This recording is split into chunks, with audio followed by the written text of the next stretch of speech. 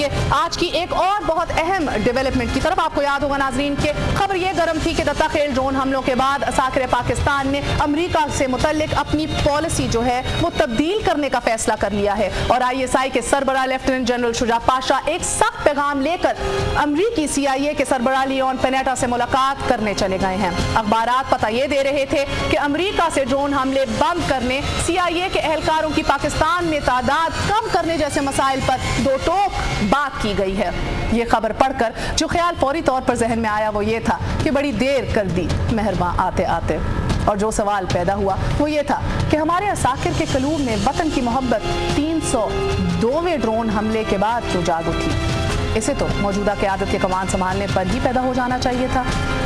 तीसरी शय जो जहन में आई वो खदशा था, वो ये था नाजरीन कि वतन से मोहब्बत का जज्बा इसलिए तो नहीं जागा कि कैरी लूगर बिल के बाद अमरीकी इमदाद अब सीधी जमहूरी हुकूमत को मिला करेगी। बहरहाल मूविंग फॉरवर्ड, आज जो है human rights commission of Pakistan ने अपनी सालाना रिपोर्ट जारी कर दी है नाज़रीन, और इसके अंदर बताया गया है कि पाकिस्तान का सबसे बड़ा मसला दहशतगर्दी है, और बताया यह भी गया है कि एक साल में 2500 अफराद दहशतगर्दी की नजर हो चुके हैं कि जिनमें से 900 अफराद ड्रोन हमलों का शिकार हुए। दूसरी तरफ अमरीकी अखबारात बता रहे हैं कि ड्रोन हमले कम करने का मुतालबा अमरीका ने मुस्तरद कर दिया है। अलबत्ता इस सिलसिले में बाहमी ताउन को वुसअत देने पर रजामंदी जाहिर की गई है। इसी तरह अमरीकी CIA के पाकिस्तान में मौजूद एहलकारों से मुतल्लिक मालूमात का तबादला पाकिस्तान से किया जाएगा। शुजा पाशा साहब अमरीका का दौरा मुकम्मल करके अब अंकारा पहुंच गए हैं कि जहां उन्होंने सदर मुमलिकत आसिफ अली जरदारी साहब को अपने दौरे अमरीका की रिपोर्ट दे दी है। इधर कल कौमी असम्बली में वज़ीर आज़म सैयद यूसुफ रज़ा गिलानी कायदे हिज़्ब इख्तिलाफ की तकरीर में उठाए गए कुछ एतराज़ात का जवाब दे रहे थे नाजरीन, और वो ये कह रहे थे कि ड्रोन हमलों पर अपना मौक़िफ़ दे रहे थे, कुछ लगे लिपटे अल्फाजों में अपनी बेबसी का इजहार कर रहे थे। उनका ये कहना था कि ड्रोन हमलों पर हम एहतजाज करते रहते हैं क्योंकि ये दहशतगर्दी का कोई हल नहीं है। दूसरी तरफ हम देखते हैं कि शोरकोट में आज प्रेस कॉन्फ्रेंस करते हुए मौलाना फजलुर रहमान ये कह रहे थे कि अब ड्रोन हमलों पर ज़बानी कलामी जो है वो कबूल नहीं की जाएगी। अब जो है कौम अब ज़बानी जमा खर्च को एक्सेप्ट नहीं करेगी, इसे मुस्तरद कर देगी। अब अमली तौर पर कुछ करना पड़ेगा। नेचुरली क्वेश्चंस अराइज, सवाल ये है कि क्या पाकिस्तान अमली तौर पर एक सुपर पावर के खिलाफ कुछ कर भी सकता है, या हमें ड्रोन हमलों के खिलाफ पहले की तरह अब भी आंखें बंद कर लेनी चाहिए। और इसी पे बात करने के लिए आज हमारे साथ मौजूद हैं सिक्योरिटी एनालिस्ट ज़ैद हामिद साहब। ज़ैद साहब अस्सलाम वालेकुम, बहुत बहुत शुक्रिया हमारा साथ देने का। जी बहुत शुक्रिया। वालेकुम अस्सलाम। ज़ैद साहब फरमाइएगा कि पाकिस्तान अमेरिका में ड्रोन हमले रोकने पर पाकिस्तान जो है कह रहा है कि ड्रोन हमले इधर रोक दिए जाएं, मगर क्या हमारी इतनी हैसियत, इतनी औकात भी है ये करने की? हम देख रहे हैं कि अस्करी क़यादत भी, सियासी क़यादत भी एक ही बात का मुतालबा कर रही है मगर वो ड्रोन नहीं रुक रहे। सर, अगर हमारी आज ये मजबूरी ही है तो फिर शायद हमें इस तरह के मरसिए पढ़ने भी छोड़ देने चाहिए, कौम को बेवकूफ़ बनाना भी छोड़ देना चाहिए। देखिए, एक बात ज़हन में रखिएगा कि मुशर्रफ दौर के बाद जब यह नया सेटअप आया है जिसमें एक सो कॉल्ड जमहूरी हुकूमत आई है, उसके बाद जनरल कियानी की क़यादत में फौज गैर मामूली मोहतात है कि पाकिस्तान की सियासत और मईशत में दखल ना दे। ये पहली मर्तबा पाकिस्तान की तारीख में हुआ है कि फौज ने अपना रोल महदूद कर लिया है सिर्फ सिक्योरिटी ऑपरेशंस पर, वो भी रिएक्टिव सिक्योरिटी ऑपरेशन जो पाकिस्तान की सरहदों के अंदर दहशतगर्दी हो रही है, इसको रोकने के लिए फौज कार्रवाई कर रही है। आपको याद होगा पिछले दिनों वजीर दिफा का एक बयान आया था जिसमें वजीर दिफा ने कहा कि हमारे पास टेक्नोलॉजी नहीं है कि हम ड्रोन्स को मार के गिराएं। उसके जवाब में अगले ही दिन एयर चीफ का बयान आया कि हुकूमत हमें हुक्म दे तो हम जब चाहें ड्रोन्स मार के गिरा सकते हैं, हुकूमत हमें इजाजत नहीं दे रही। और यही मामला, यही बयान वजीर आजम ने पार्लियामेंट में कल दिया है कि हम डिप्लोमेटिक तरीका इस्तेमाल करना चाहते हैं ड्रोन हमले रोकने के लिए और अपने फ्रेंडली मुमालिक से राब्ते कर रहे हैं। दूसरे लफ्जों में उन्होंने इस बात को एक्नॉलेज किया है कि हम पाकिस्तान की फौज को मना कर रहे हैं, पाकिस्तान की फौज को इजाजत नहीं दे रहे कि वो ड्रोन हमले रोके। देखिए, इस वक्त पाकिस्तान की मईशत, इकोनॉमी जो IMF से शराइत तय की जा रही है, ये फौज की मर्जी से नहीं हो रही। इसी तरह अमेरिका, पाकिस्तान की डिप्लोमेसी, फॉरेन पॉलिसी, ये फौज की मर्जी से नहीं चलाई जा रही। फौज पाकिस्तान की तारीख में जब अपनी मर्जी करती है तो उसकी हमें वो सूरत में नजर आता है कि जब रावलपिंडी से 111 ब्रिगेड चलता है इस्लामाबाद की तरफ, और वो उस वक्त फौज अपनी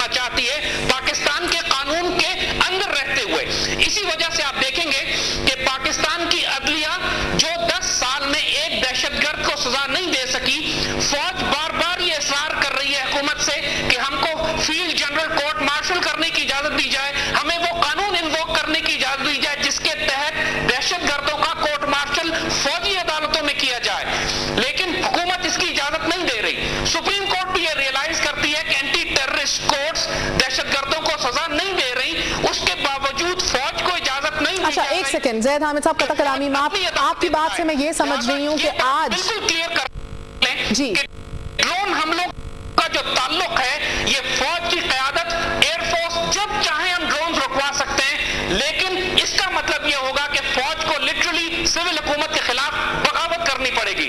और ये वो चीज है कि जिसके लिए इस वक्त फौज तैयार नहीं है और नहीं कर रही, और सही मानों में नहीं कर रही। इसको कानून के दायरे में रहकर सुप्रीम कोर्ट को उस पर नोटिस लेना चाहिए। हुकूमत की रिस्पॉन्सिबिलिटी है कि ड्रोन हमने रुकवाए।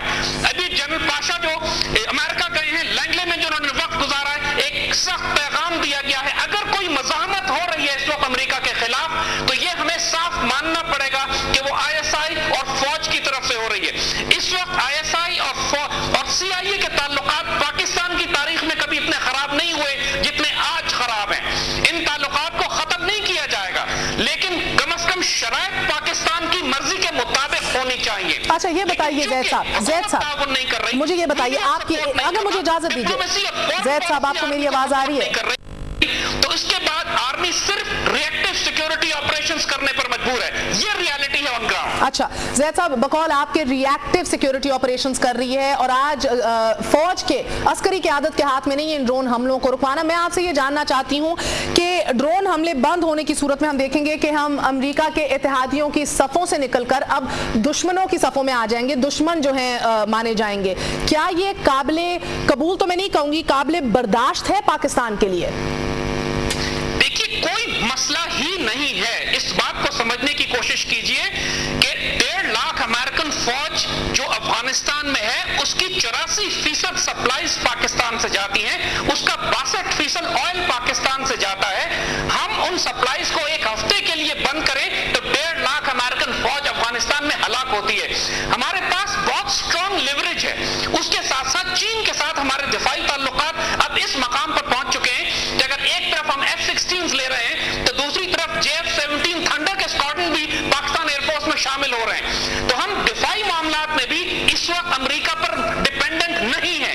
और जहां तक माशी मामलात का ताल्लुक है, इस हुकूमत की सारी पॉलिसीज तो है ही IMF से कर्ज लेने के ऊपर, लेकिन इसका मतलब ये नहीं है कि पाकिस्तान अगर IMF से कर्ज ना ले तो हम तबाह हो जाएंगे। यही वो थ्रेट है जो ये हुकूमत बार बार फौज को और कौम को देती है। आपको याद होगा डेविस के मामले पर भी हुकूमती इदारों ने, तमाम उनके अफराद ने आके टेलीविजन पे कहा था कि अमेरिका से हम पैसे लेते हैं, लिहाजा उनकी बात सुननी पड़ेगी हमको। ये बात एक कतन खुराफात है। पाकिस्तान के अपने वसाइल, हमारी अपनी स्ट्रेटेजिक पोजीशन, हमारी अपनी जरूरत है अमेरिका को और नेटो को। इस वक्त किसी सूरत में भी वो पाकिस्तान को नुकसान नहीं पहुंचा सकते।